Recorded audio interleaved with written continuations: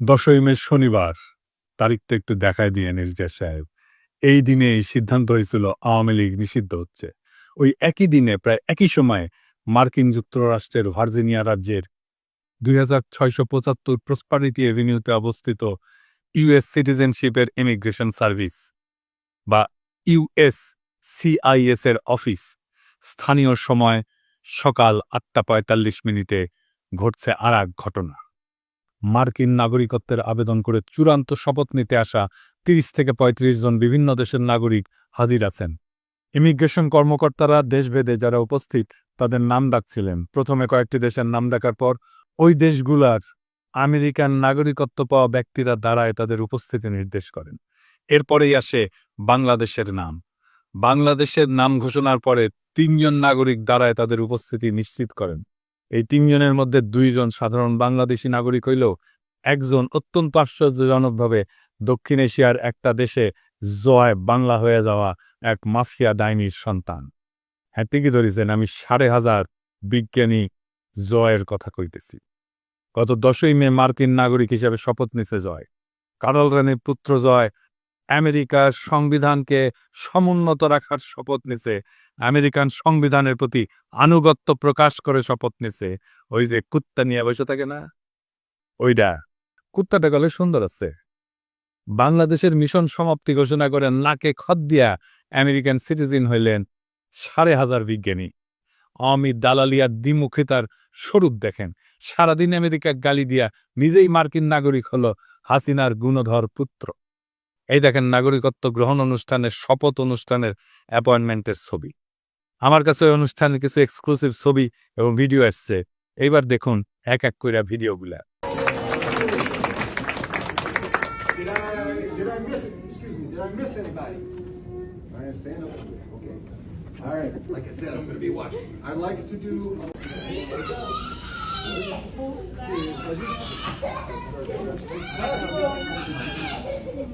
ছবিগুলো দেখান এডিটর সাহেব একটু।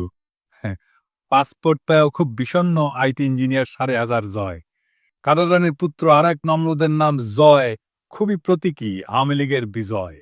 ১৯৭১ সেই বিজয় যারে ভুল করে আমাদের মুক্তির যুদ্ধ বলে বোঝানো হয়েছিল। নমরুদের জন্মের পর এক পাকিস্তানি কর্নেল ঠিকই তারে নমরুদ বলে অভিহিত করছিল। শোনেন কারল রানীর নিজের মুখে। সেই দিন এক কর্নেল আসলো, আমি জয়কে কোলে নিয়ে দাঁড়ানো ছিলাম ইসের কাছে, ঠিক মানে জানলার সিকের কাছে দাঁড়ানো, আমি এপাশে ও পাশে আর্মির সেই কর্নেল। সে আমাকে জিজ্ঞেস করছে যে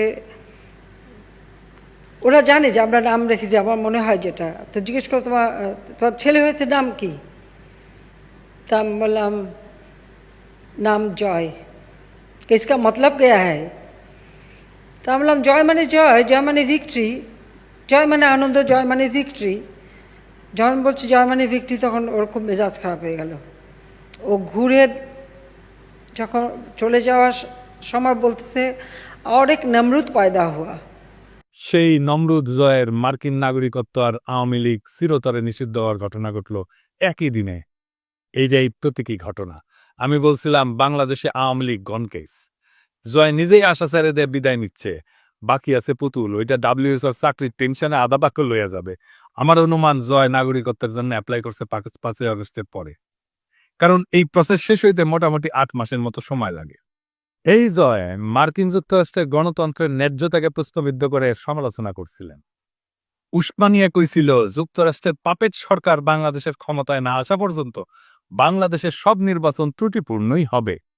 হাসিনা আর তার পরিবারের সদস্যরা যেমন পরিস্থিতি বুঝে দেশ ছেড়ে পালাইছিল, তেমন জয়ও আওয়ামী লীগের ভবিষ্যৎ অবস্থা বুঝে স্থায়ী বসবাসের অনুমতিকে নাগরিকত্বে পরিণত করছে। মানব জমিনে গত ডিসেম্বরে নিউজ করেছিল শেখ হাসিনা জয়ের বিরুদ্ধে বাংলাদেশ থেকে $300 মিলিয়ন যুক্তরাষ্ট্রে পাচারের প্রমাণ পাইছে FBI। তারপরে নাগরিকত্ব পাইল। ইন্টারেস্টিং ব্যাপার বটে। এখন আমরা দেখবার চাই আমেরিকা কি করে তার নতুন নাগরিককে নিয়ে। নাকি $300 মিলিয়ন লোভ ছাড়তে পারে না আমেরিকা। আওয়ামী লীগ যে ফিরে আসবে এই আশা জয় নিজেই ছেড়ে গেছে। আমেরিকা জয়ের নাগরিকত্ব গ্রহণ শুধু ব্যক্তিগত ঘটনা না, এটা একটা প্রতীকী রাজনৈতিক মৃত্যু। আওয়ামী লীগের ভবিষ্যতের প্রতি তার নিজের অনাস্থার ঘোষণা। 10ই মে ভার্জিনিয়ায় ইউএসসিআইএস অফিসে যুক্তরাষ্ট্রের নাগরিক হিসেবে শপথ নিছে যে সজীব, এই সজীবওয়াদীর জয়কে আওয়ামী লীগের ভবিষ্যৎ উত্তরাধিকারী হিসেবে নির্বাচিত করছিল, ডিজিটাল বাংলাদেশের স্থপতি বানাইছিল এবং দলের ভবিষ্যৎ নেতা বানাইছিল। অথচ এই নাগরিকত্ব গ্রহণের মাধ্যমে জয় স্পষ্টভাবে জানাই দিলেন এই দেশের রাজনীতি তার কাঁধে না, তার ভবিষ্যৎ আর এই বাংলাদেশ রাষ্ট্রে না। এই প্রতীকী বিদায়ের অর্থ কি? এইটা হইতেছে সিস্টেমিক পতনের আভ্যন্তরীণ স্বীকৃতি। জয় এখনই বুঝতে পারছে যে আওয়ামী লীগ আর টিকবে না, আওয়ামী লীগ আর ফিরবে না। সে তাই দায়িত্ব থেকে নিজেকে সরাই নিচ্ছে, কেবল বিদেশে সেফ এক্সিট নিশ্চিত করছে। 2 নাম্বার, রাজনৈতিক উত্তরাধিকার ত্যাগ করলো। শেখ হাসিনার মৃত্যুর পরে বা ক্ষমতাচ্যুতির পরে কে আওয়ামী লীগের নেতৃত্ব দেবে, এই প্রশ্নের সরকারি উত্তর ছিল জয় নিবে। কিন্তু নাগরিকত্ব গ্রহণের মাধ্যমে সেই ভবিষ্যৎ সে নিজেই বাতিল করলো। এটা শুধু দায়িত্ব এড়ায় যাওয়া না, এটা আওয়ামী লীগের ভবিষ্যৎ টোটালি বন্ধ হয়ে যাওয়া। 3 নাম্বার, নেতৃত্বহীনতা এবং বাঁচার লড়াই। এখন যেটা চলতেছে তা আওয়ামী লীগের সার্ভাইভাল মোড সিস্টেম ধরে রাখা, মানে শুধু বেঁচে থাকবে কোনো মতে। হাইব্রিড নেতাদের দিয়ে আপোষ এবং যতটা পারা যায় সময় কেনা, টাইম পারচেস করা। পুতুলকে সামনে রেখে ডাব্লিউএসএতে ঢোকানোর চেষ্টা তারই অংশ। আপনি এই ঘটনাকে তুলনা করতে পারেন সোভিয়েত ইউনিয়নের কমিউনিস্ট নেতাদের পরিবারের, বিশেষ করে আমেরিকায় স্থায়ী হওয়ার ঘটনার সাথে। জোসেফ স্ট্যালিন বিখ্যাত নেতা, রাশিয়ান নেতা, তার নাতনি ক্রিস ইভান্স এখন থাকে পোর্টল্যান্ডে ও ওরিগনে যুক্তরাষ্ট্রে। এটা ছোট অ্যান্টিক দোকান এবং ভিন্টেজ দোকানের মালিক। তার মা শেতলানা আলিলুয়েভা একমাত্র কন্যা স্ট্যালিনের, সেও আমেরিকায় থাকতো, মারা গেছে 2011 সালে। সের্গেই ক্রুশ্চেভ, নিকিতা ক্রুশ্চেভের পোলা, এখন সে ব্রাউন ইউনিভার্সিটির ওয়াটসন ইনস্টিটিউটের সিনিয়র ফেলো, আমেরিকাতেই বাস করতে। 2020 সালে মারা যায় সের্গেই। সের্গের মায়া নিনা ক্রুশ্চেভ এখন নিউ ইয়র্ক যুক্তরাষ্ট্রে আছে, নিউ স্কুল ফর ইন্টারন্যাশনাল অ্যাফেয়ার্সের অধ্যাপক।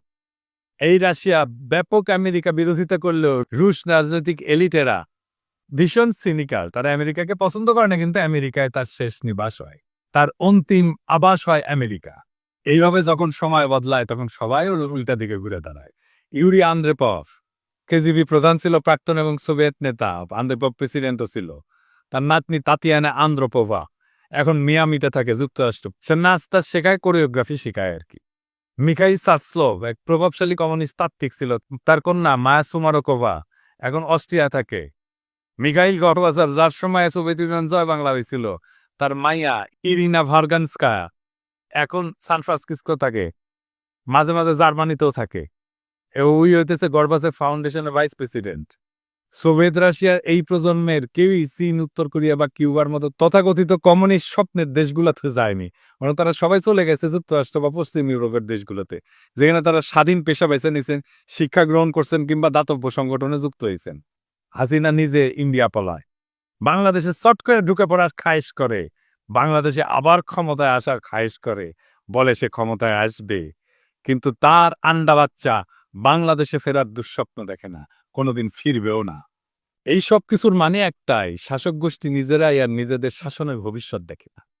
রাজনৈতিক দালালি এবং দ্বিচারিতা, একজন ব্যক্তি যে নিজেকে বাংলাদেশের ডিজিটাল বিপ্লবের রূপকার হিসেবে দাবি করত, যে আমেরিকার সিস্টেমকে সবসময় বাংলাদেশের জন্য হুমকি বলে দেখাইছে, সে নিজেই সেই সিস্টেমের নাগরিক হইতে উন্মুখ হয়ে বসে আছে।